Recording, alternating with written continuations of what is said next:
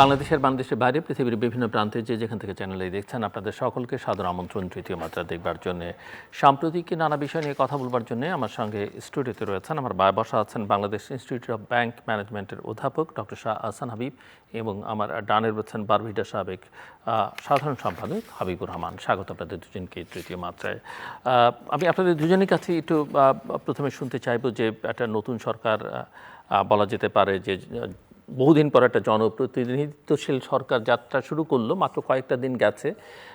এখনই মূল্যায়ন করবার সময় এসছে কিনা আমি জানি না, আমার মনে হয় না এখন এত দ্রুত সব কিছু করা ঠিক হবে। তবে নতুন সরকার অর্থনীতির জন্য কি বার্তা দিচ্ছে আপনাদের দুজনের কাছ থেকেই, অর্থনীতি, আর্থিক খাত, ব্যাংকিং সেক্টর সব মিলিয়ে ডক্টর শাহ আহসান হাবিব আপনার কাছ থেকে শুনতে চাই। ধন্যবাদ। প্রথম বার্তা তো নতুন সরকারকে দিতেই হবে, সেটা হলো পরিবর্তন করবেন ওনারা।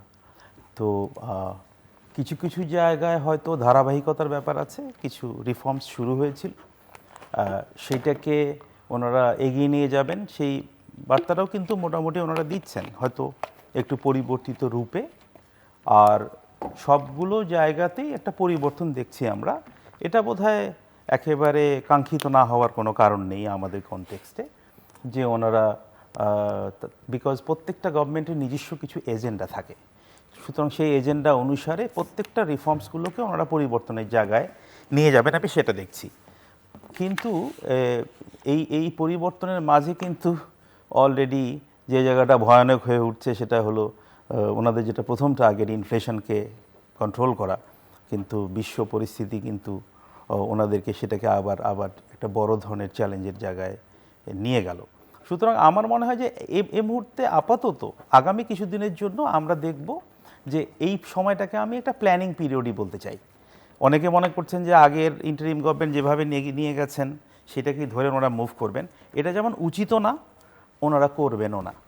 সুতরাং ওইখানে একটা পরিবর্তিত ধারাবাহিকতা আমি বলবো, যিনি প্ল্যানিংটাকে নতুন করে করবেন, রিফাইন করবেন, সব জায়গাগুলোকে হয়তো অনেক ক্ষেত্রে আমরা নতুন মুখ দেখব, বিকজ ওনাদের কোঅর্ডিনেশন, ওনাদের আই কন্ট্যাক্ট, এটা আগে যারা আছেন তাদের সাথে একরকম হওয়ার তো কোনো কারণ নাই।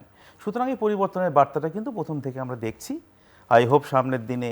সো আপনি একটু শর্টই করে আনলেন, এবং যেহেতু আপনার ব্যাংকিং এক্সপার্ট আমি বলবো, সেন্ট্রাল ব্যাংকের নতুন গভর্নরকে নিয়োগ দেওয়া হচ্ছে।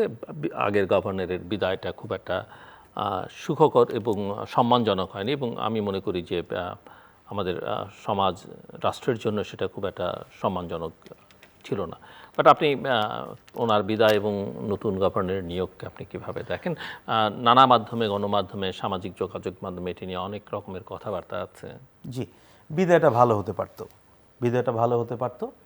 আর নতুন গভর্নর যখন নিয়োগ হয়েছে, একটা ব্যাপারে আমি একেবারে সার্বিকভাবে সহমত না, যে যখন আমরা নিয়োগটা কিন্তু হয়ে গেছে অলরেডি, যদি আমাদের কাছে অপশন থাকতো আমরা বিতর্ক করতে পারতাম কার আসা উচিত কার আসা উচিত না। যখন নিয়োগ হয়েছে তখন বোধহয় ব্যাপারটা এইভাবে চিন্তা করা উচিত যে আগে আমরা যতগুলো গভর্নর পেয়েছি বাংলাদেশে, সব গভর্নর কিন্তু যোগ্যতার বিচারে ভালোই তো ছিলেন, তাই না? তো কারা কতটা ভালো করেছেন সেই হিসাব যদি করি, সেখানে কি সার্টিফিকেটের মূল্য কতটা আছে সেটা একটু বিবেচনার ব্যাপার, নাম্বার ওয়ান। 2 নম্বর হলো কি হতে পারতো তার থেকে ব্যাপার, যিনি আছেন তাকে যদি আমি মূল্যায়ন করি, তাকে আমি ব্যক্তিগতভাবে চিনি না, বা উনি হয়তো আমাদের ব্যাংকিং বা এই খাতে খুব একটা উনি পরিচিত মানুষও না, উনি আমি যতটুকু পড়েছি উনি ব্যবসার সাথে সম্পর্কিত। যেমন আমাদের দেশে একটা সাধারণ ধারণা মানুষের হলো উনি ব্যবসায়ী হিসেবে যেহেতু এসছেন উনি ব্যবসায়ীকে ফেভার করবেন। কেন আমি ধরে নিচ্ছি, আমি যদি এভাবে চিন্তা করি যে উনি ব্যবসায়ী, ভালো ব্যবসা ব্যাপারটাকে ভালো বোঝেন, সুতরাং তার পার্সপেক্টিভটা ধরেই উনি ডিসিশনগুলো নেওয়ার ক্ষেত্রে সহায়ক ভূমিকা রাখতে পারেন। উনি একজন পলিটিক্সের সাথে জড়িত ব্যক্তিত্ব। এখন যিনি পলিটিক্সের সাথে জড়িত উনি দুটো হতে পারেন, যদি এটাকে নেগেটিভলি জায়গায় নিয়ে যেতে পারেন। একটা হলো ওনার সেই সক্ষমতা আছে যে ডিসিশনগুলোর ক্ষেত্রে ওনার পলিটিক্যাল পার্টির যারা নেতৃত্ব তাকে উনি বোঝাতে সক্ষম, বিকজ তাদের কাছে অ্যাক্সেস ভালো, যে কোন ডিসিশনটা নেওয়া প্রতিষ্ঠানের জন্য ভালো হবে বা খারাপ হবে।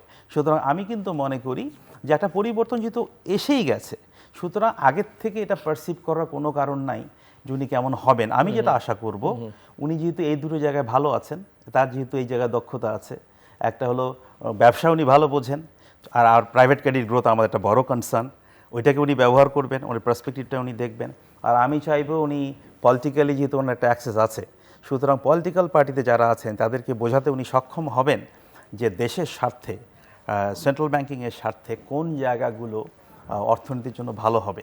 সুতরাং আমি কিন্তু I don't want to be negative, আমি নেগেটিভ হতে চাই না, কারণ আগে যারা এসেছেন তাদেরটাও আমরা দেখেছি। চলেন দেখি। ধন্যবাদ। যথার্থই বলছেন, আমারও সেই বক্তব্য। এটা তো সোফার ইজ হ্যাপেন্ড, হয়ে গেছে তো, যা হওয়ার হয়ে গেছে। তো আমার সেক্ষেত্রে পরে আপনাদের জন্য মানে আমি যতদূর বুঝি আর কি, আমি চিটাগং লোক, he is from Chittagong university, এবং সৌভাগ্যক্রমে আমিও আমার একই ডিপার্টমেন্ট, আমি চিটাগং ইউনিভার্সিটি অ্যাকাউন্টিংয়ে ছিলাম। আমি ওনাকে চিনতাম না, ওকে মানে আমি যদি ওইভাবে বলি ওনাকে চিনতাম না, কারণ আমরা একই ক্লাসে পড়ছি, কিন্তু আমার সাথে কখনো ইন্টারাকশন হয়নি। ক্লাসমেট আমার। আচ্ছা আচ্ছা। আমরা একই ব্যাচ। আমি আজকে সকালে ওই যখন হয়েছে তখন এর মধ্যে আমার বন্ধু একটা ফোন করছে, ওর বন্ধু যে আমাদের দুজনের একই বন্ধু, তাকে ফোন করে বললাম যে কী অবস্থা। সোফার সে বললে he is brilliant as a student ছিল যখন ছিল, এরপরে কাজকাম করতে গিয়ে, ব্যবসা বাণিজ্য করতে গিয়ে সেই স্টক এক্সচেঞ্জে ছিল, চিটাগং স্টক এক্সচেঞ্জে তখন আমাদের পরিচালক ছিলেন তখন বর্তমান আমাদের অর্থমন্ত্রী যিনি আমির খসরু মাহমুদ সাহেবের, উনি ছিলেন চেয়ারম্যান।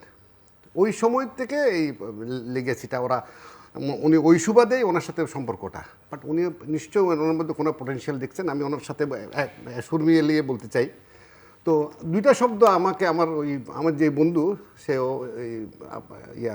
ব্যাংকিং ট্যাঙ্কিং সব করছে, সে আগে অনেকগুলো কাজ করছে আর কি। তাকে জিজ্ঞেস করলাম ঘটনাটাকে, বলে যে এখানে সিম্পল দুইটা জিনিস।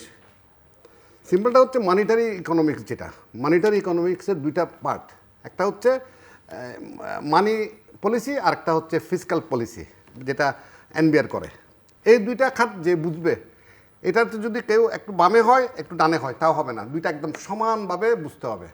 তো সোফার আমরা ধরে নিচ্ছি সে বুঝবে, সে যদি এটাকে ব্যালেন্স করে চলতে পারে ইট উইল বি ফাইন, কারণ সে অ্যাজ এ মানুষ যদ্দূর আমরা যদ্দূর জানি আর কি, সে মানুষ হিসেবে ভালো মানুষ, এক নম্বর। তারপর দ্বিতীয় বিষয়টা হচ্ছে, সেটা হচ্ছে ব্যবসায়ী, যেটা ওনার একটা নেগেটিভ পয়েন্ট, যেটা সত্যিকার অর্থে যেটা সব জায়গায় বলা হচ্ছে যে উনি ব্যবসায়িকভাবে সফল না, কিন্তু ওইটা একটা ছোট্ট নেগেটিভ পয়েন্ট আছে। নাইলে কিন্তু আমার মনে হয় সোফার ইজ গুড, ওকে চলবে, হয়তো দেখা যাক, হয়তো আমাদের ধারণা নিশ্চয় কোনো ভালো কিছু করবেন। আর ভালো কিছু না করলে, আমি যদ্দূর বর্তমান অর্থমন্ত্রীকে আমরা যেটা চিরগণী হিসেবে যদ্দূর জানি, উনি ঠিক কয়েকদিন পরে ওনাকে আবার ওনার জায়গায় পৌঁছে দিবেন, এটাতে অনেক বেশি সময় লাগবে না। জাতির কোনো ক্ষতি আমার মনে হয় ওনাকে দিয়ে হবে না। নেগেটিভ ভাবার কোনো সুযোগ নাই, আমরা নেগেটিভ না ভাবি, let's hope for the best. এমনি কি মনে হচ্ছে অর্থনীতির ক্ষেত্রে সামগ্রিকভাবে আমরা ভালো নাই? ওই সেই না, সরকার তো মাত্র যাত্রা শুরু করলো, মানে এই 10 দিন উনি যেটা পরিবর্তনের অঙ্গীকার, মানে আমি বলছি যে আপনি কোনো মেসেজ কি ধরনের পাচ্ছেন, বা আবহাওয়াটাকে কোনো পরিবর্তনের হাওয়া দেখতে পাচ্ছেন? পরিবর্তনের হাওয়া, যেসব পরিবর্তন আমার চোখে পড়ছে, বডি ল্যাঙ্গুয়েজ, আমার প্রধানমন্ত্রী নিশ্চয়ই সাধুবাদ, আমরা আপনাদের এই শোতে বলে গেছি, আমাদের কাছে কোনো অপশন ছিল না। Only option is Tarique Rahman will be the next prime minister, আমরা এখানেই বলে গেছি। তো এখন আমরা সেটাই পাইছি। ওনার এই কয়েকদিনের আচরণ, ওনার বডি ল্যাঙ্গুয়েজ, ওনার কার্যক্রম যেগুলো দেখছি, যেমন প্রোটোকলের বিষয়গুলা, এবং এই যে জনসম্পৃক্ততা এবং অনারম, মানে সব কিছু নিয়ে নিজের আনুষ্ঠানিকতা বিবর্জিত যেভাবে উনি চলাফেরা করার চেষ্টা করতেছেন, ইন এ সেন্স এই মুহূর্তে ফাইন। আলটিমেটলি বাংলাদেশের এই কন্টেস্টে ওনার থেকে আমরা এটা চাই না, আমি জনগণ হিসেবে আমি চাই না উনি প্রোটোকল নেক, উনি সর্বোচ্চ প্রোটোকল পাক, সর্বোচ্চ গাড়ি ব্যবহার করুক, দেশের সম্পদ যত রকম আছে প্রধানমন্ত্রীর জন্য সব ব্যবহার করুক, আমাদেরকে শুধু শান্তি দেন। আপনি নিজে কম করে আমাদেরকে অশান্তিতে রাখার কোনো কারণ নেই। ওনার কাছে আমাদের প্রথম দাবি। আর আপনার সাথে আমি আমারও পুনরাবৃত্তি করি, আমরা পরিবর্তন চাইনি, আসলে রূপান্তর চেয়েছিলাম। আমরা পরিবর্তনের শব্দটাকে দিল খুব করে ইদানিং পছন্দ করেন না, আমরা একটু রূপান্তরের দিকে হাঁটতে চেয়েছিলাম। আমরা ওনার কাছ থেকে রূপান্তর আশা করি। সেই আগের শোর কথা বলে তখন তো উনি প্রধানমন্ত্রী হন নাই, আজকে আবারও বলি, উনি তখন 100 দিন ছিল, এখন মনে হয় 180 দিন হয়ে গেল। 180 দিন ওনাদের হানিমুন পিরিয়ডকে আমরা ধরে নিচ্ছি। এই 180 দিন ওনার কিচ্ছু করতে হবে না। আমরা যতটুকু বুঝি, যতটুকু সমাজে চলাফেরার সময় বুঝি, রাজনীতি যতটুকু শিখছি বুঝছি করছি এই 180 দিন চামচা মুক্ত, তেলবাজ মুক্ত, এতে অর্থনীতির ক্ষেত্রে হোক, রাজনীতির ক্ষেত্রে হোক, সামাজিকভাবে হোক, পুরোপুরি বাংলাদেশে হঠাৎ করে আপনি তেলবাজদের থেকে মুক্ত হইতে পারবেন না। তেলবাজরা সংগঠিত হচ্ছে, দে আর ডুইং দেয়ার জব। তারা চেষ্টা করতেছে আমরা কিভাবে তেল মেরে এই উদ্দেশ্য হাসিল করব দেশের, আলটিমেটলি দেশের গতি। আপনি বিদ্যুৎ সেক্টরে যিনি মন্ত্রী, ওনার থেকে কেমনে আমি কি আদায় করব সেই দান্দা শুরু হয়ে গেছে। কিন্তু আমি বান্দা দৃশ্যমান হচ্ছে খুব শীঘ্রই। এই দৃশ্যমান হওয়াটা আমাদের জন্য খুবই মানে বাজে অবস্থা হবে, অর্থনীতির জন্য খুবই বাজে। কারণ অর্থনীতির যে হিসেবে আছে, আপনি যেটা ইনফ্লেশনের কথা বললেন, ইনফ্লেশন 8.5 বলতেছে, আসলে ইস গোস টু 11। বাজারের অবস্থা কিন্তু 11, এটা অনেক বেশি। আর যেটা আমাদের রেখে গেছে রিজার্ভও, আমার মনে আছে আমি একটা এফসিএ, উনি আমার অফিসে এফসিএ, উনি সিনিয়র লোক ছিলেন, আমি অফিসে অ্যাপয়েন্ট করছিলাম অনেক বছর আগে। আমার একবার এসে বলল স্যার আমাদের এতগুলো টাকা আছে। আমি তো সেই ফুক্তি একদম ইয়াং, অনেক আগে, অনেক টাকা আমার কাছে। তাও সে আমার কাছে যে ব্যাংকে 9 কোটি টাকা পায়, সাপ্লাইয়াররা 17 কোটি টাকা পায়, এগুলো হিসেব টিসেব স্যার আমার একটা বড় অঙ্কের ফিগার এনে দিচ্ছে, এত কোটি টাকা আপনার কাছে আছে। আমি তো ওইটা নিয়ে ফুর্তিতে আছি। আমাদের রিজার্ভের অবস্থা কিন্তু almost like that. G, reserve যেটা আছে সেটা রিজার্ভ না, এখানে নেট না, এটা দিস ইজ গ্রস। আপনি শুনছিলেন ওনার কথা। আমি একটু আপনার কাছ থেকে বুঝতে চাই যে আপনার পরামর্শ কি নতুন সরকারের কাছে, এবং আপনি কি কি ধরনের চ্যালেঞ্জ দেখেন? প্রথম যে জিনিসটা আমি যেমন উনি তো একটা বললেন যে ইনফ্লেশন, এবং বাস্তবতায় সেটা ইনফ্লেশন তো এখন আপনি বোধহয় খানিকটা উল্লেখ করলেন। জি জি, এবং এটা এখন ধরে রাখা কঠিন, বাট এখন যে পরিস্থিতি সেটা বিবেচনায় নেওয়া খুবই জরুরি। ইনফ্লেশনের সাথে সাথে যখন at the same time growth রেটটা লো থাকে, আবার যখন মানুষ চাকরির সুযোগগুলো কমে যাবে, পাচ্ছি না, যেটাকে আমরা স্ট্যাগফ্লেশন বলি, আমরা ওইখানে আছি, আমি তা বলছি না, ওই কঠিন শব্দ বাট ব্যবহার ওনাদের তো করতে চাই না। কর্মসংস্থান এটা বড় অঙ্গীকার। জি হ্যাঁ, তো আমরা কিন্তু সেইখান থেকে খুব বেশি দূরে না। সুতরাং এটা কিন্তু এখনকার যুদ্ধের কারণটা এটারও বড় একটা ব্যাপার। আমি যেটা প্রাইমারিলি ভাবি, প্রথম যে সরকারটাকে করতে হবে, লোকজন ব্যাংকিং সেক্টর নিয়ে, ব্যাংকিং সেক্টরের সফলতা ডিপেন্ড করে আপনি কতটা ইফেক্টিভলি প্রাইভেট সেক্টরকে ফাইন্যান্সিং করতে পারছেন, তারা প্রোডাকশনে যেতে পারছে। আমাদের ফোকাসটা কিন্তু হতে হবে প্রাইভেট সেক্টর ইনভেস্টমেন্টে, বিনিয়োগে। বিনিয়োগ কিন্তু হচ্ছে না, বিনিয়োগ স্লো হয়েছে। ওনারা যখন বিনিয়োগ, যারা ভালো ব্যবসায়ী, আমি ব্যবসায়ী মহল বলতে চাই না, ব্যবসায়ী বাংলাদেশে সবচেয়ে দুঃখজনক ব্যাপার হলো এক শ্রেণীর উইলফুল ডিফল্টারের জন্য ভালো ব্যবসায়ীরা এফেক্টেড হচ্ছেন, তাদের রিস্ক প্রিমিয়ামটা বিয়ার করছেন, কিন্তু ভালো ব্যবসায়ী যারা group, higher interest rate and all those, তাদের সাথে বসেন প্রথমে। বিকজ আমরা বাংলাদেশে ব্যবসা বিনিয়োগকে সবচেয়ে বড় করে কখনো দেখিনি। এবং আমার মনে হয় একজন ছাত্র বাবা মার কাছে প্রথমে যদি বলে ব্যবসা করবো, মনে করে কিছু পারবে না, সেই জন্য ব্যবসা করবে, আনফর্চুনেটলি। বাট ব্যবসাটাই প্রধানত, তারাই তো চাকরি দেবে। সুতরাং তাদের লক্ষ্য যদি তারা অ্যাটেন্ড করতে চায়, যেটা চাকরি জোগাড় করা, মানে চাকরির ব্যবস্থা করা, আপনি যারা বিনিয়োগকারী, সত্যিকারের বিনিয়োগকারী, যারা ভালো ব্যবসায়ী, যারা উইলফুল ডিফল্টার না, তাদের সাথে বসেন আপনারা। কারণ কি, ইজ অফ ডুইং বিজনেস, ভাই ভালো বলতে পারবেন, কস্ট ইজ ভেরি হাই, প্রত্যেকটা জিনিস বেড়েছে, কস্ট বেড়েছে, অসম্ভব। সেইখানে ইন্টারেস্ট রেট কিন্তু হাই।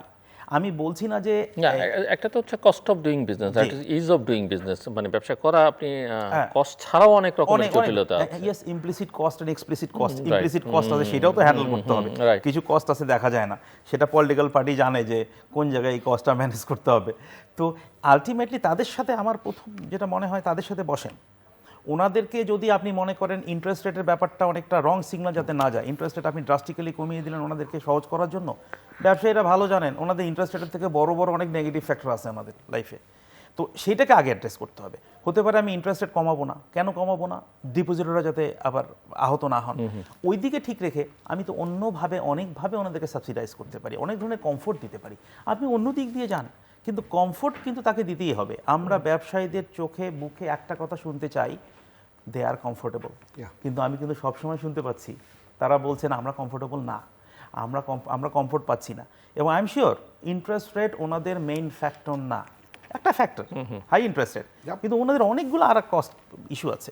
আপনি ইনফ্লেশনের বাহানা যদি বলেন না কস্ট আমরা কমাবো না, ফাইন, আপনি ইন্টারেস্ট রেট আমি কমাবো না, ইন্টারেস্ট রেট আপনি কমায়েন না, তাহলে ইন্টারেস্ট রেটটাকে মোটামুটি সেই জায়গায় রেখে অন্য কস্টগুলো কমানোর ব্যবস্থা করেন, অন্যভাবে তাদেরকে আপনি সাবসিডি দেওয়ার ব্যবস্থা করেন। কারণ প্রাইভেট সেক্টর গ্রোথকে যদি এই সরকার প্রমোট করতে না পারে, রাস্তায় না আনতে পারে, আমাদের গ্রোথ বলেন, আমাদের ইনফ্লেশন থাক, ইনফ্লেশন আপনার উপর নাই, কিন্তু আপনার হাতে কিন্তু নাই ইনফ্লেশন, বরং আমি যদি চাই আপনি প্রাইভেট ইনভেস্টমেন্টকে প্রমোট করেন, আপনি চাকরিগুলো এনশিওর করেন, আর সাধারণ গরিব মানুষের হাতে টাকা পৌঁছান, যাতে ইনফ্লেশনের কারণে ওনারা খাদ্যের অভাবটা বোধ না করেন। সুতরাং তাদের হাতে টাকা পৌঁছাতে হবে, কিন্তু সেটা কিন্তু ফিসকাল পলিসির কাজ, ফিসকাল পলিসি অথরিটি। ওনারা ওই যে সোশ্যাল ওয়েলফেয়ার টাইপ কিছু কর্মসূচি নিয়েছেন, এই যে খুবই ফ্যামিলি জরুরি, কার্ড সহ অন্যান্য, এগুলো কি আপনি মনে করেন না যে হ্যাঁ, এগুলো সেই যদি কাজগুলো implement করতে পারেন সেই তাহলে? কাজগুলোই একেবারে আমরা বইয়ের ভাষায় যাব, ইনফ্লেশন হাই তো ইন্টারেস্ট রেট এই জায়গায় রাখবো, আমার তো মনে হয় না এটা কাজ করছে। এটা মনিটারি পলিসি ইস্যুই না, ইনফ্লেশন আমাদের মনিটারি পলিসি ইস্যু না, এটা fiscal policy issue, supply side issue এটা। সুতরাং আমার মনে হয় যে ইন্টারেস্ট রেটের উপর চেপে ধরে থাকা, ইন্টারেস্ট রেট ইস্যু না, আই এম শিওর ওনারা বলবেন ইন্টারেস্ট রেট ইস্যু না, আপনারা আমাদেরকে কম পয়সায় বিজনেস করতে দেন যেটা গ্রোথকে কন্ট্রিবিউট করবে, এবং আমি মনে করি এটা এটা এটা আটমোস্ট প্রায়োরিটি এখন সরকারের কাছে।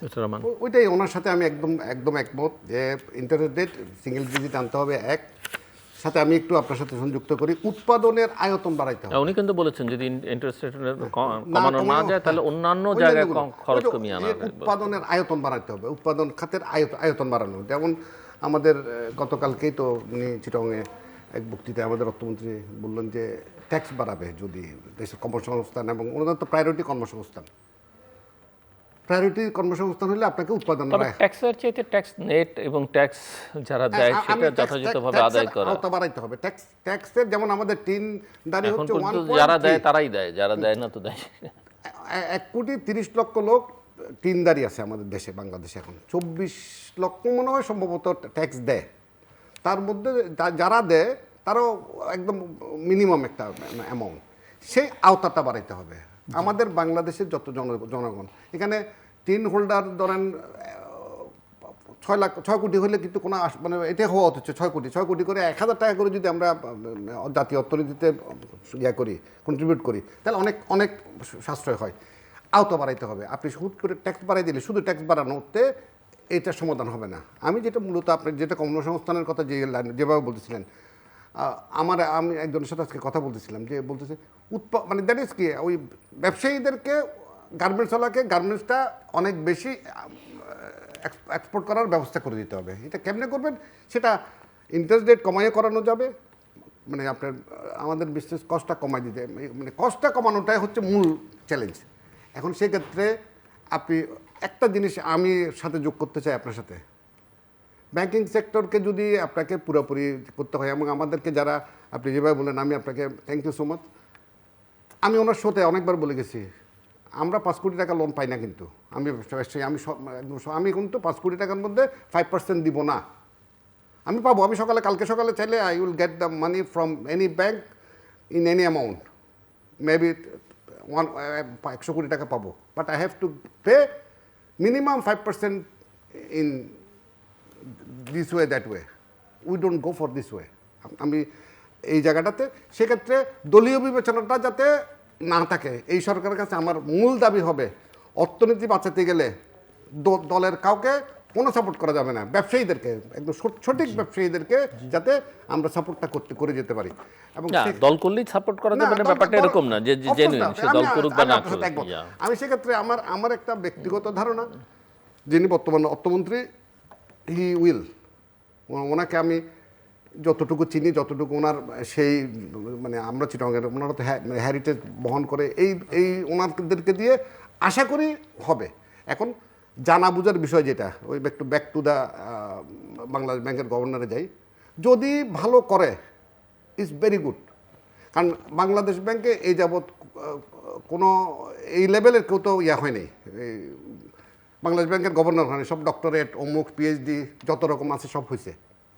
তো ওনার অনেক সচিবরা হয়েছেন, ব্রুকরেটটা হয়েছে।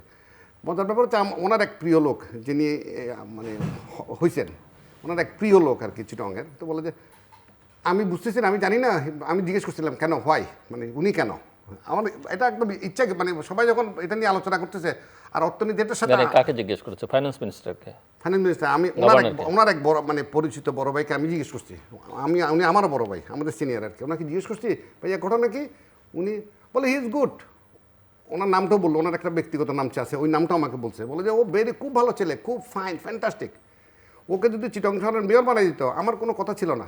কিন্তু আমিও still I am confused, but আমরা ওনার উপর আশা করতে চাই আর কি। মানে বিষয়টা হচ্ছে উনি ভালো লোক, সব কিছু ঠিক আছে, করতে পারলে যদি করতে পারে, যেটা দলীয় বিবেচনায় যদি ওনাকে এনে যদি দলীয়ভাবে কিছু করা হয়, তাহলে আমরা হয়তো এই যে অর্থনীতির যেই কঠিন সময়ে পার করছি, রূপান্তরের আমরা কত 1-1.5 বছর যেটা গেল, সত্যিকারতে এখন অনেক কিছু অনেক বেরোচ্ছে, অনেক কিছু বুঝতেছি, এটা সত্য মিথ্যা এখনও যাচাই করার সময় হয়নি।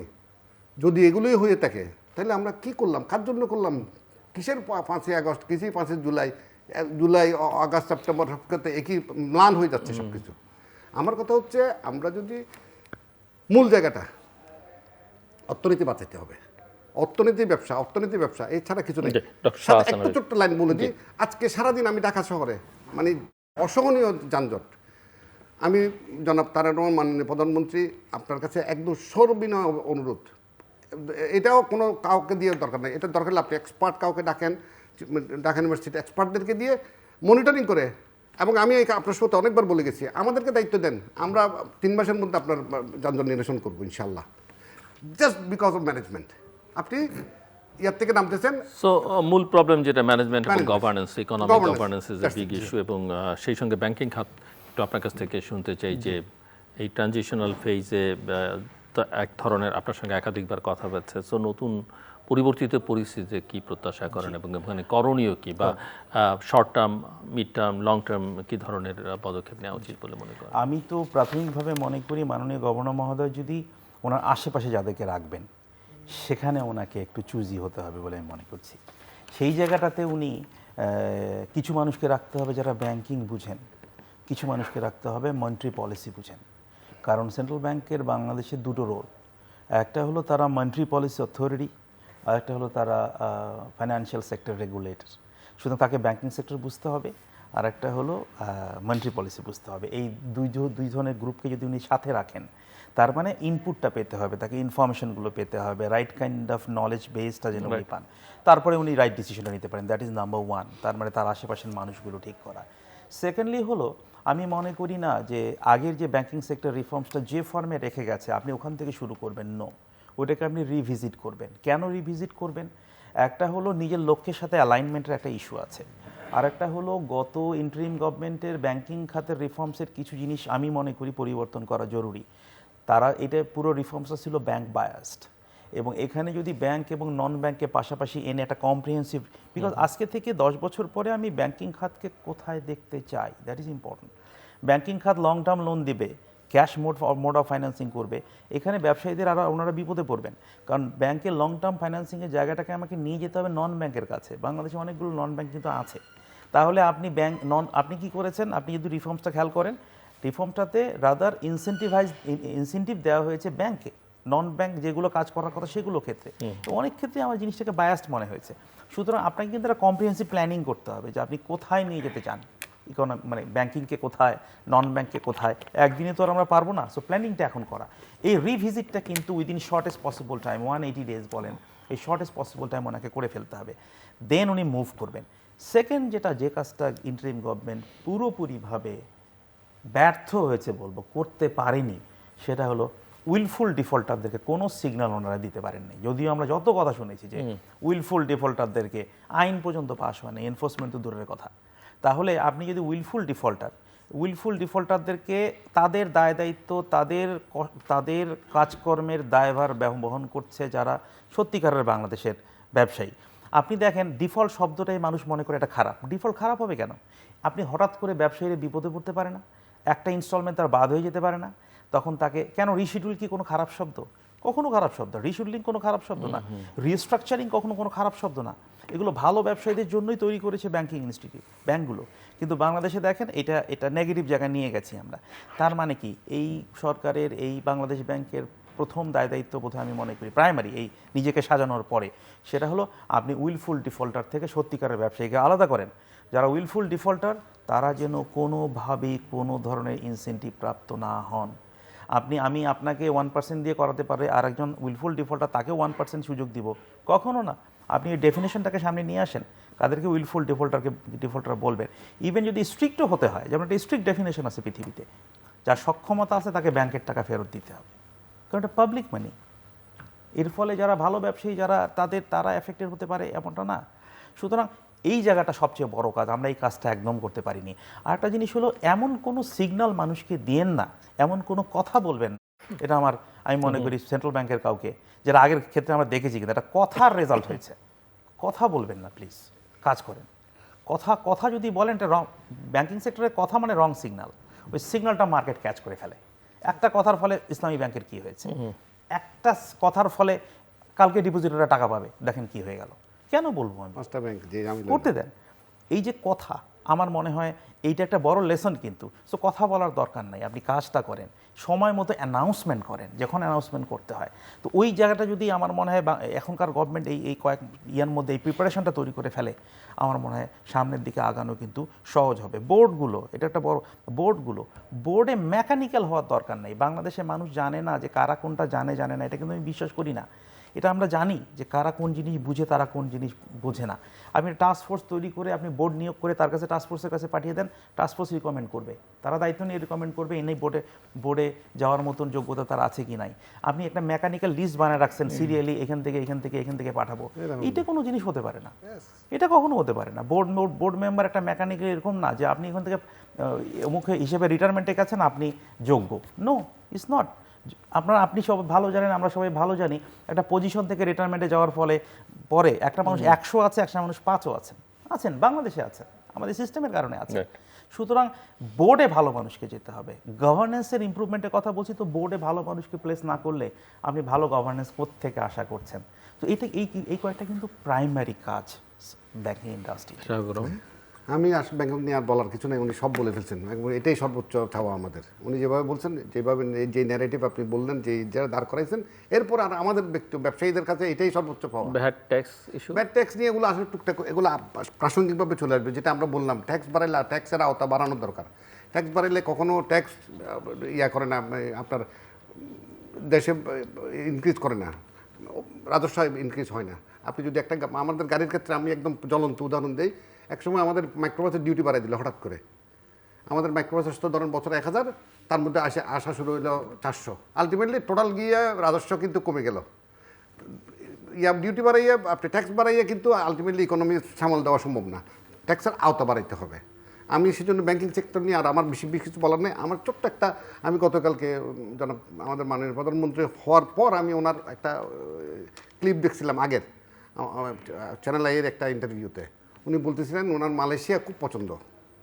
তো আমি যদি আমার বলার মধ্যে আরও সুযোগ পাই পরে বলবো। উনি লিখেছে এই মুহূর্তে যেটা মনে আসতেছে, ওই মালয়েশিয়ার ধারে কাছে কিছু একটা আমাদেরকে করে দেন ভাই।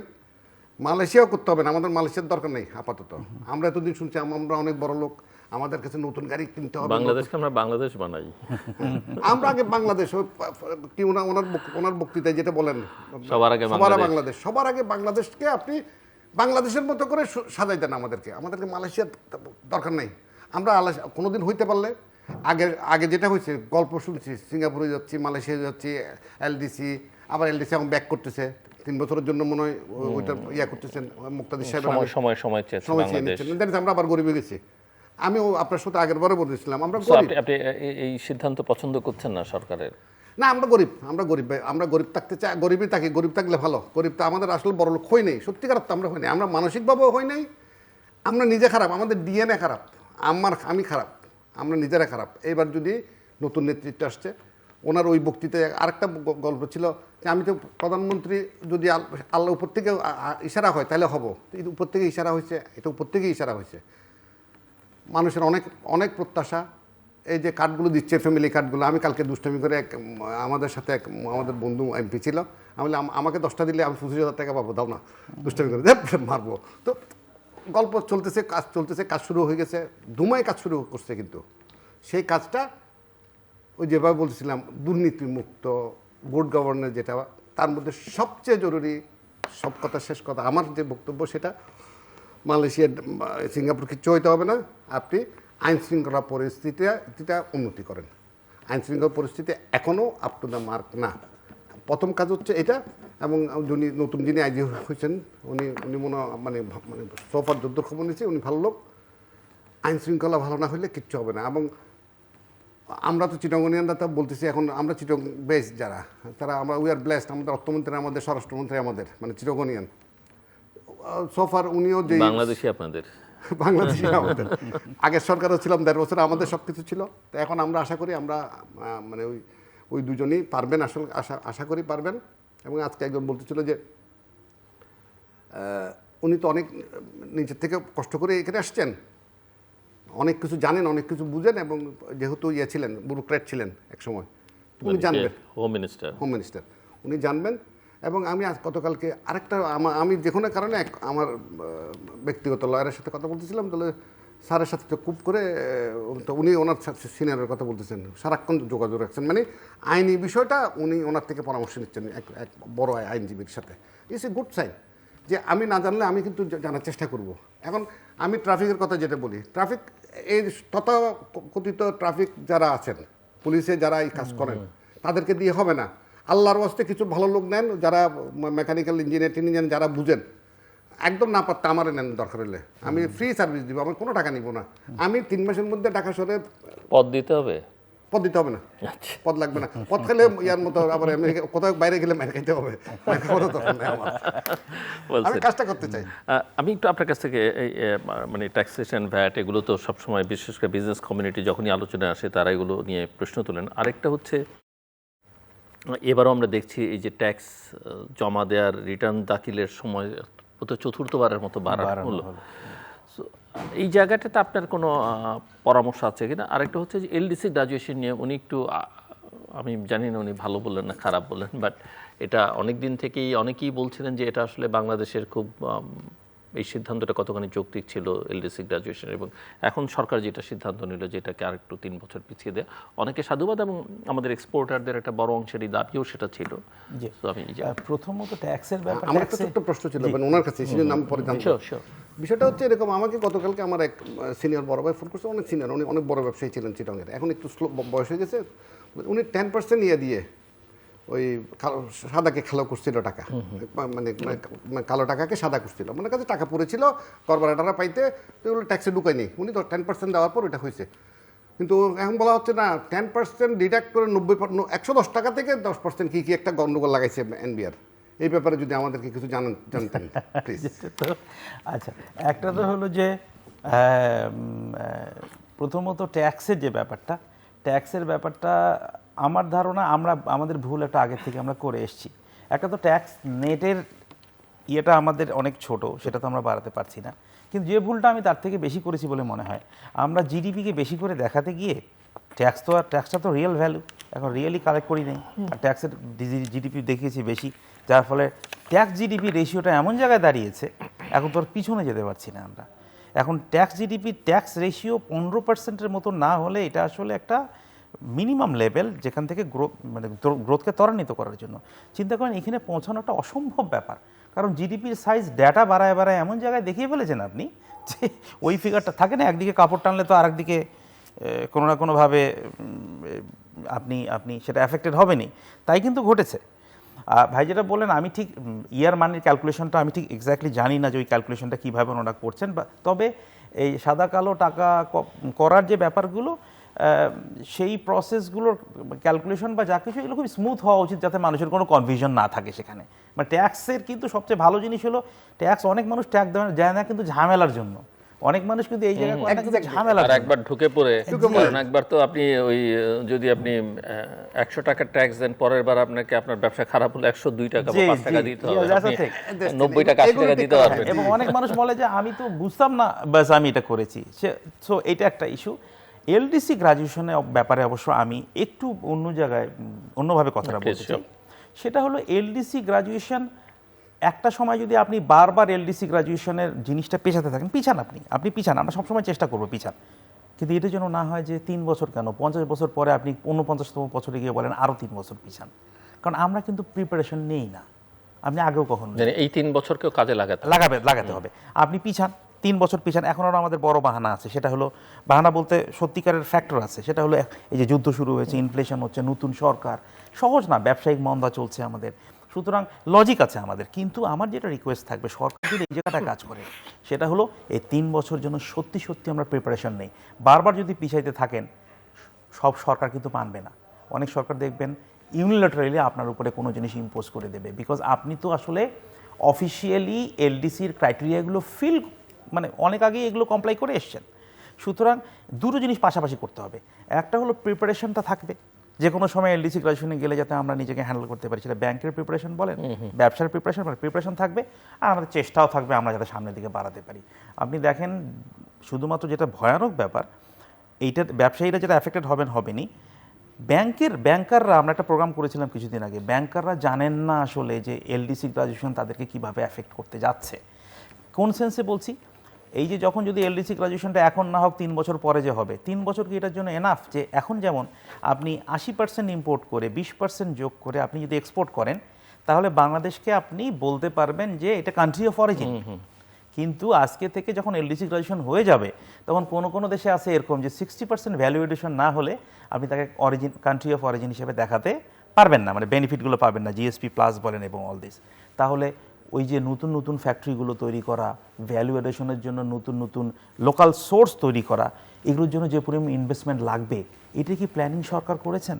তাহলে 3 বছর পরে যা ঘটতে যাবে, এখন তাহলে কনসার্ন যে মিনিস্ট্রিগুলো আছেন, সেই প্রিপারেশন কিন্তু ফ্রম দ্য ভেরি ফার্স্ট, যেদিন বলবেন যে আজকে থেকে 3 বছর পরে এলডিসি গ্রাজুয়েশনে যাবেন, ওই প্রথম দিন আপনি প্রিপারেশন শুরু করবেন। প্রথম দিন আপনি প্ল্যানিংও দেবেন মানুষকে যে ঠিক আছে এই 3 বছর আমাদের প্রিপারেটরি পিরিয়ড, চলেন আমরা 3 বছর এটা করব। আমরা কিন্তু দুটো জিনিস একসাথে শুনতে চাই, ডেট এক্সটেন্ড হলো, প্রিপারেশন শুরু হলো। আমরা নতুন সরকারের কাছে এটা চাই। আরেকটা বড় মানে অর্থনীতি বা ব্যবসা বাণিজ্যের সঙ্গে সম্পর্কিত পাওয়ার অ্যান্ড এনার্জি ক্রাইসিস, এবং এটাও সরকার অ্যাড্রেস করবার চেষ্টা করছে। সো আপনি এই জায়গায় এই সমস্যার সমাধান করতে পারবেন বিনা পয়সায়, বিনা পদে? উনি তো বলেই দিয়েছেন প্রথম দিন এসে, বিনা পয়সা, আমার ওখানে টাকা নাই, পেমেন্ট করে নাই, অনেক ঝামেলা যাচ্ছে। আসলে আমি তো অনেক ওদের সব কিছু নিয়ে কমেন্ট করার মতো আসলে সত্যিকার অর্থে এখনও একদম এক্স্যাক্টলি সময় হয় নাই। আরেকটু সময় যাক, আমরা বলবো, অবশ্যই বলবো, বাট ওনাদেরকে প্রত্যাশার জায়গাগুলো আমরা মনে করে দিতে চাই। প্রায়োরিটি কী প্রায়োরিটিগুলো, যেমন ব্যাংকিং সেক্টর প্রায়োরিটি, এটা কেন কোনো ভুল নাই। আর যেখানে ব্যাংকই দেউলিয়া হচ্ছে, পাবলিক তো দেউলিয়া হবেই, আমরা ব্যবসায়ীরা দেউলিয়া হওয়া তো স্বাভাবিক, ব্যাংকই দেউলিয়া। আমাদের তো 5টা ব্যাংকের মার্জ করাটা নিয়ে অনেক গল্প আছে। আমার যেটা বারবার করে ব্যবসায়ীদের পক্ষ থেকে বলা, যেটা আমি তো ইম্পোর্ট ব্যবসা করি, আমদানি ব্যবসা করি, ডলার মোটামুটি স্টেবল ছিল দেখে আমরা কতবার, আমাকে এতদিন আমরা অনেক বেশি হাও কাও করিনি। ডলারটা স্টেবল রাখতে হবে আমদানির ক্ষেত্রে, প্লাস এক্সপোর্টারদেরকে যেমন তুলা যেই সমস্যা যাচ্ছে, এগুলো আসলে অনেক বেশি নজর দিতে হবে। এবং আমার মনে হয় অর্থ মন্ত্রণালয়ের যিনি দায়িত্বে আছেন বা যারা আছেন আর কি এই মুহূর্তে, আমার মনে হয় হি ইজ মানে সাফিসিয়েন্ট, পারবেন ইনশাল্লাহ, আমরা আশা করতে চাই। এক, আর বিনিয়োগের ক্ষেত্রে এফডিআই চেয়ে জরুরি হচ্ছে লোকাল ইনভেস্টমেন্ট। মানে আমাদের লোকালে, যেটা আপনি প্রথমেই শুরু করছিলেন, আমাদের ইনভেস্টারদেরকে, যার কাছে 5টা ইন্ডাস্ট্রি আছে বা 2টা আছে, তাকে আরেকটা করার জন্য যতটুকু পারা যায় সহযোগিতা করা। কারণ ওনাদের প্রথম কাজ ওনারা যেটা বলতে চাচ্ছেন, কর্মসংস্থানের কোনো বিকল্প নাই। ইনফ্লেশন বলেন আর যেটাই বলেন, সব কিছু কিন্তু আলটিমেটলি ঘুরে ফিরে বেকার থাকলে সব কিছুর, আপনি তো টাকা ছাপাই দিলেন। এখন দুষ্টামি করে আমার বলে এখন ইচ্ছা মতো টাকা ছাপাইতে পারবে যদি গভর্নর না বুঝেন, গভর্নর ছাপাইতে থাকো।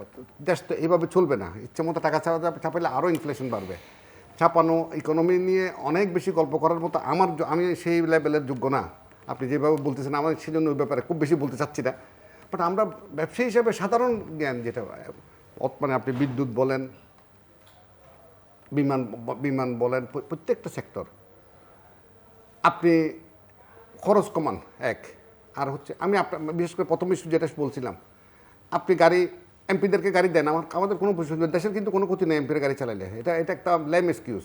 ট্যাক্স ফ্রি গাড়ি চালাইলে কিচ্ছু আসে যায় না, ওনাদেরকে সর্বোচ্চ সুবিধা দেন আপনি প্লিজ। ওনাদেরকে একটা ফ্ল্যাট কেনার জন্য টাকা দেন, ওনাদেরকে ফ্ল্যাট কিনে দেন, জায়গা দিয়ে দেন প্লিজ। এগুলো উড্র করিয়েন না, ওনারা যাতে সৎ থাকে ভাই। ওনারা এগুলো না করলে আরও খারাপ হবে আমাদের দেশে। তো আগে যখন এগুলো ছিল তখন কি সবাই সৎ ছিলেন নাকি? সৎ তো আমরা ভালো না, এটা তো আমরা ভালো না, আমি বারবার করে বলি। কিন্তু আমি যেভাবে করা করবে বলা হচ্ছে, গাড়ি দিবে না, গাড়ির ক্ষেত্রে আমাদের অনেক গল্প আছে। গাড়ির ক্ষেত্রে গাড়িটা আপনি বলে দেন যে তুমি তখন আর ওই মিডলের যে গ্যাপটা, 8 কোটি টাকার গাড়ি, 2 কোটি টাকা 6 কোটি টাকার ডিউটি গ্যাপ যেটা, ওটার দরকার নেই, আপনি বলে দেন। আমার পক্ষে বলা হয়ে যাচ্ছে যদিও, সরি, তারপরে বলি, আপনি তো জাপান থেকে আনিতে হইবে, শেষ। অনলি জাপানিজ মডেল, একটা মডেল এবং 3000 সিসি স্ল্যাব করে দেন। হাইয়েস্ট 3000 সিসি একটা গাড়ি আনতে পারবে ডিউটি ফ্রি। ডিউটি ম্যাক্সিমাম হচ্ছে 1 কোটি টাকা। 1 কোটি টাকা ওদেরকে দেন ভাই প্লিজ। আপনি গাড়িও দেন, সবই দেন, নেম ফ্ল্যাট দেন, সবই দেন এমপিদেরকে। ওনারা যাতে আমাদের জন্য কাজ করেন। ওনাদেরকে উপাস রাখলে তো আমাদের জন্য কাজ করবেন না। প্রধানমন্ত্রীর কাছে আমাদের অনুরোধ, আপনি প্রোটোকল মার্সিডিজ যেটা পরে আছে যদি চালাইতে, ওইটা চালান। আপনার নিজের গাড়ি নিজের ড্রাইভার দরকার না, আমাদের টাকা দিয়ে আপনি চলেন প্লিজ। আমাদের জন্য কষ্ট করেন, আমাদের জন্য, আমাদেরকে আপনি আমাদের জন্য আমাদের ইকোনমিটা ঠিক করে দেন, আমাদের যানজটটা মুক্ত করে দেন। আমি গুলশান থেকে 2.5 ঘন্টায় ইয়াতে পড়ছি, সোনারগাঁ হোটেলে পড়ছি। This is ridiculous. এটা হইতে পারে না। 3:30 পৌনে 4টার সময় বেরিয়েছি, আমি ইফতারের 1 মিনিট আগে পড়ছি শেরাটন হোটেলের আগে ওখানে। এটা হইতে পারে না, এটা কোনো দেশ না। তাহলে আপনার ঘন্টা, শ্রমঘণ্টা যেটা আলটিমেটলি শ্রমঘণ্টা যে কত কিছুর বিনিময়ে আমরা ক্ষতিগ্রস্ত হচ্ছে। এবং সেক্ষেত্রে আরেকটা প্রায়োরিটি আমি হঠাৎ মনে আসলো, সেটা ডিসেন্ট্রালাইজেশন। আপনি নিশ্চয়ই আমার সাথে একমত হবেন। ঢাকা শহর থেকে অনেক কিছুকে বের করে দিতে হবে। চিটাগং এক সময়, আমি একটু চিটাগং কথা না বললেই না, 1 মিনিট, বাণিজ্যিক রাজধানী। আমরা এবার আশাবাদী, যেহেতু আমাদের অর্থমন্ত্রী উনি অলরেডি ডিক্লার দিচ্ছেন বাণিজ্যিক রাজধানী। বাণিজ্যিক রাজধানী বলতে বাণিজ্য সম্প্রসারণ, বন্দর কেন্দ্রিক যা কিছু আছে, ওনাকে দিয়ে আমরা বন্দরের অনেক কিছু সংস্কার আশা করতেছি, এনবিআর এবং সব কিছু মিলাই আশা করি আমরা। এবং আমি ওনার সাথে মানে শোনার সৌভাগ্য হয়েছে, উনি অনেক বেশি আন্তরিক আছেন যে টু সলভ দ্য প্রবলেম। এই ট্রাক যত অনেক সমস্যা আছে, এই যে দ্রব্যমূল্য বাড়ে, ইনফ্লেশন, এটার সাথে কিন্তু ট্রাকের অনেক বিষয় আছে। ট্রাকের হঠাৎ করে মূল্য বৃদ্ধি হইলো 30,000 টাকা থেকে 50,000 টাকা। এই সাথে সাথে মূল্য বেড়ে গেল, ইনফ্লেশন বাড়িয়ে গেল। এই সব কিছু মিলাই উনি অ্যাড্রেস করতেছেন। আমার মনে হয় আমরা একটা আশার আলো দেখতেছি। প্রফেসর আহসান হাবিব, সো আপনার চোখে প্রায়োরিটিস কি? আপনি বলছিলেন এবং উনি কিছু প্রায়োরিটিসের কথা বললেন, আর কিছু অ্যাড করতে চান কি? একদম যেটা জরুরি সবচেয়ে, আমি যেটা সবচেয়ে জরুরি মনে করি, এটা হলো পিরামিডের শেষে যারা আছেন, প্রত্যেকটা ইনিশিয়েটিভের সাথে আপনি ইনক্লুসিভিটি জিনিসটাকে নিয়ে আসেন, অন্তর্ভুক্তি। বিকজ আপনি যদি গ্রোথের কথা বলেন, আপনি ইনক্লুসিভ গ্রোথের কথা বলেন, বিনিয়োগের কথা বললে অন্তর্ভুক্তিমূলক বিনিয়োগের কথা বলেন, ফাইন্যান্সিয়াল সেক্টরের কথা বললে অন্তর্ভুক্তিমূলক ফাইন্যান্সের কথা বলেন। আমি গভর্নর সাহেবের যে 11টা পয়েন্ট উনি বলেছেন, সেই 11টা পয়েন্টের সব কিছুর পাশাপাশি যে দুটো শব্দ আমি ব্যক্তিগতভাবে পছন্দ করি, সেটা হলো ইনক্লুসিভিটির কথা উনি কিন্তু প্রথম দিনই বলেছেন। করা খুব সহজ না আমাদের দেশে। যেমন দুটো সেক্টর, এসএমই এবং এগ্রি, আপনি কিন্তু আমাদের অর্থনীতিকে নিজের জায়গায় ফেরত নিয়ে আসেন। আমরা বহির্মুখী অর্থনীতি, যুদ্ধ যা কিছু শুরু হয়েছে, এগুলো কিন্তু কস্ট আস্তে আস্তে বাড়তে থাকবে। আমাদের অর্থনীতি কৃষিকে তার জায়গায় ফেরত যেতে দেন, মানুষকে কৃষিক্ষেত্রে ফেরত যেতে দেন। এবং আমরা কৃষিক্ষেত্রে কোনো কিছু করিনি, কোন অর্থে বলছি কোনো কিছু করিনি, কাগজে পত্রে যা বলেছি, একটা খাতে আমাদের কন্ট্রিবিউশন সবচেয়ে insignificant over the years. Banking বলেন, অন্য যারাই কিছুই, আসলে কৃষিক্ষেত্রে কৃষকদের জন্য আমরা সেই অর্থে করিনি। আমার মনে হয় কৃষি খাত একমাত্র খাত যাদের বাবা মা বাচ্চাকে বলে এই খাতে ফেরত আসার দরকার নেই, একমাত্র খাত। কখনও তারা চায় না যে আগে ওই খাতে ফেরত যাক। অথচ আমাদের কিন্তু নিজ ইকোনমিতে ফেরত আসা মানে এসএমইগুলোকে সাপোর্ট করা, ছোট কৃষি খাতকে সাপোর্ট করা। এবং প্রত্যেকটা জায়গায় যখনই কোনো গ্রোথ স্ট্র্যাটেজি নেবেন, আমি চাইব নতুন সরকার উনি সেখানে যেন পিরামিডের শেষে যারা আছেন, আমরা মনে করি পিরামিডের শেষে কি ছোটরা আছে নাকি, এটা তো বড় একটা পপুলেশন আছে, ওনাদেরকে অ্যাড্রেস করতে না পারলে আপনি যে গ্রোথের স্বপ্ন দেখছেন যা কিছু, এটা কোনোদিনই সম্ভব না। So inclusivity is the foundation at any strategy.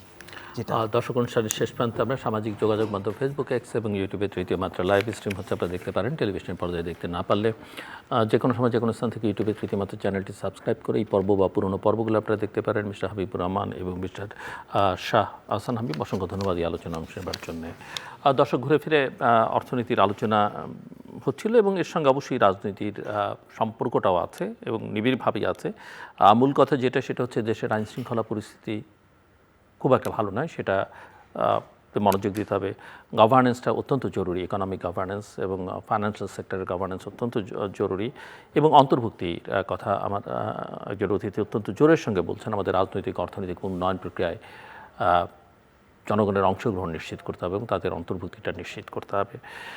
এবং সংখ্যাগরিষ্ঠ মানুষকে পেছনে ফেলে আসলে কোনো উন্নয়নই টেকসই হবে না, সেটাও সরকারকে মাথায় রাখতে হবে। সরকারের মূল্যায়ন করবার সময় এখনও হয়নি, মাত্র কয়েকটা দিন গেলেও কিন্তু অবশ্যই আমরা বলতে থাকব, এটাই আমাদের কাজ। আমরা ওয়াচও করব, নজরদারির মধ্যেও রাখব এবং সরকারে যারা আছেন তাদের দায়িত্ব হচ্ছে কথাগুলোকে বিবেচনায় নেওয়া। সব কথা শুনতে হবে এমনটা নয়, কিন্তু সহিষ্ণুতার সঙ্গে। সমালোচনাকে কোনোভাবেই শত্রুতা হিসেবে বিবেচনা করা যাবে না। আমাদের সঙ্গে থাকবার জন্য অসংখ্য ধন্যবাদ। আপনাদের সবার জন্য শুভকামনা।